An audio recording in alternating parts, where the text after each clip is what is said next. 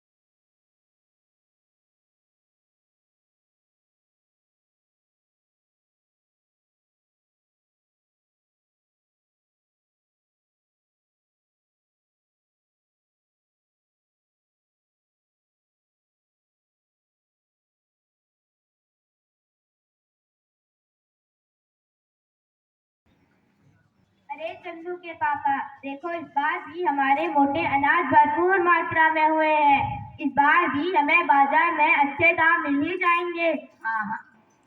हाँ, क्यों नहीं। तुम्हें पता है डॉक्टर और सरकार भी यही कह रही है कि इस मोटे अनाज में भरपूर पोषण है। अच्छा जी। तो दोस्तों, धीरे धीरे वक्त बीतता गया। मंगलू ने अपने बेटे चंदू की शादी करा दी और मंगलू का पोता भी बड़ा हो गया, जो अब स्कूल जाने लगा। तो देखते हैं नाटक में आगे क्या होता है। बेटा, बहू, आज मैंने मंडुए की रोटी, झंगोरे की खीर और मोटी दाल बनाई है। देखो तो कैसी बनी है। बकवास खाना। अच्छी सुनते हो? बोलो, क्या बात है? तुम्हारी माँ हमेशा की तरह कूड़ा कचरा हमारे आगे परोस देती है। हमारे मायके में तो हम सब नहीं खाते थे। कहाँ मेरी किस्मत खुल गई इस घर में आके। अरे तुम चिंता मत करो, अब मैं भी ये किसानी छोड़ कंपनी में काम कर लेता हूँ। अब हमारा बेटा भी बड़ा हो रहा है। मैं देहरादून किसी अच्छी कंपनी में काम कर लेता हूँ। तुम ठीक कहती हो, यहाँ रहेंगे तो हमारे बेटे को यही सब बकवास खाना खाना पड़ेगा। चलो मैं जाके बाबा से बात कर लेता हूँ। अच्छा जी, बात करो। बाबा, बाबा। बोलो बेटा। बाबा, मैं अपने बच्चों के साथ शहर जा रहा हूँ। मुझे किसी अच्छी कंपनी में नौकरी मिल गई है। बेटा, लेकिन हमारी ये सारी खेती जिसमें इतना मोटा अनाज होता है, उसका क्या? शहरों में तो सब मिलावटी मिलेगा। अपनी खेती पर ध्यान दो। बाबा, जो हम बचपन से खाते आ रहे हैं, मैं अपने बीवी बच्चों को नहीं खिला सकता। जमाना इतना मॉडर्न हो चुका है।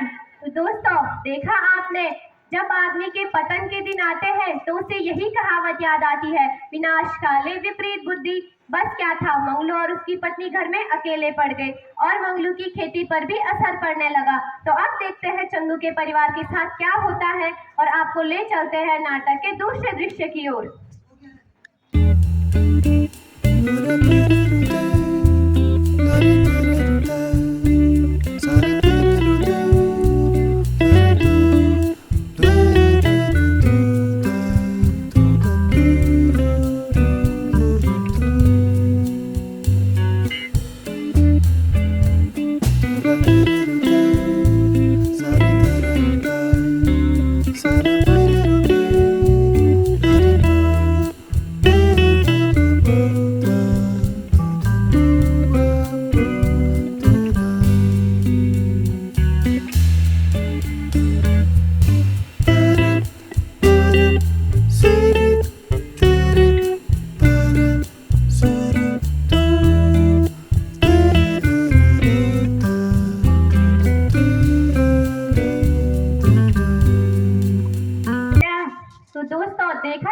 में मंगलू और उसकी पत्नी अभी भी चंदू को पोषक तत्वों से भरपूर मोटा अनाज देना चाहते हैं, पर चंदू को इस चीज की अहमियत ही कहाँ।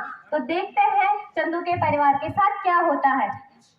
माँ माँ, मैं स्कूल से घर आ गया। बेटा आ गए? हाँ, आज खाने में क्या बनाया है? मैंने तुम्हें बाजार से बर्गर और पिज्जा मंगवाया है बेटा। माँ, लेकिन हमारे टीचर कहते हैं हमें ये सब नहीं खाना चाहिए, हमें मोटा अनाज खाना चाहिए, जैसे कोदा, झंगोरा, मोटी दालें खानी चाहिए, उनमें पोषक तत्व होते हैं। अरे तो अपनी दादी से ज्यादा बातें ना किया कर, वही तो तेरे कान भरती रहती है। तो दोस्तों, देखा आपने, चंदू की पत्नी रोजाना अपने मन की करती रही और बच्चे को फास्ट फूड देती रही, पर वो इस बात से अनजान थी कि इन सबसे क्या हो सकता है। तो चलिए आपको ले चलते हैं नाटक के तीसरे दृश्य की ओर।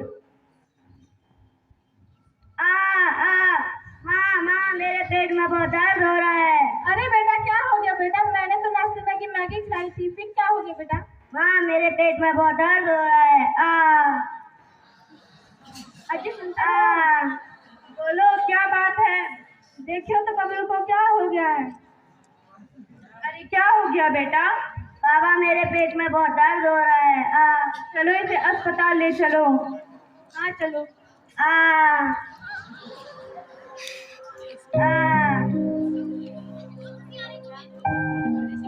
डॉक्टर साहब देखो तो मेरे बेटे को क्या हो गया?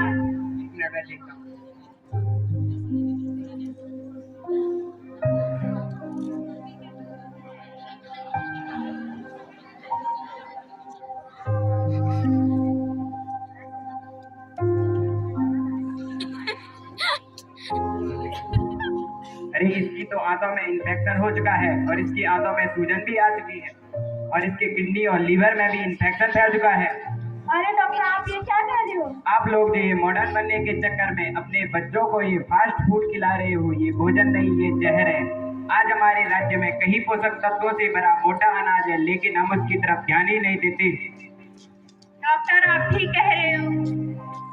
आप इसे ये दवाई देते रहो, ये लेकिन आगे से ध्यान रहे, ये फास्ट फूड जानलेवा हो सकता है। देखो, कल ही अपनी मन की माँ बाबा ठीक कहते थे। अजी मुझे माफ कर दो।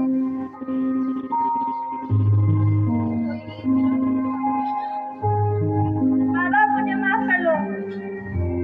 बाबा हमें माफ कर दो, हम मॉडर्न बनने के चक्करों में अपनी खेती को भूल गए थे।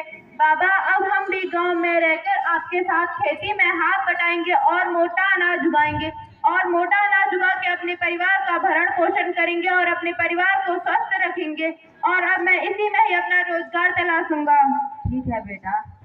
तो दोस्तों, देखा आपने, एक सुखी परिवार को मॉडर्न सुपोषित भोजन ने अपनी चपेट में ले लिया। ये सब चंदू को तो समझ आ गया। क्या आप ये सब समझ रहे हैं? तो हम सभी आपसे यही आग्रह करेंगे कि आप भी केवल पोषक तत्वों से भरपूर मोटे अनाज का ही सेवन करें, फास्ट फूड का सेवन ना करें। यह हमारे शरीर के लिए हानिकारक हो सकता है। तो चलिए आपको ले चलते हैं नाटक के अंतिम दृश्य की ओर, जिसमें ग्राम प्रधान गाँव वालों के साथ मिलकर मोटा अनाज उगाने का संकल्प लेते हैं। तो चलिए देखते हैं।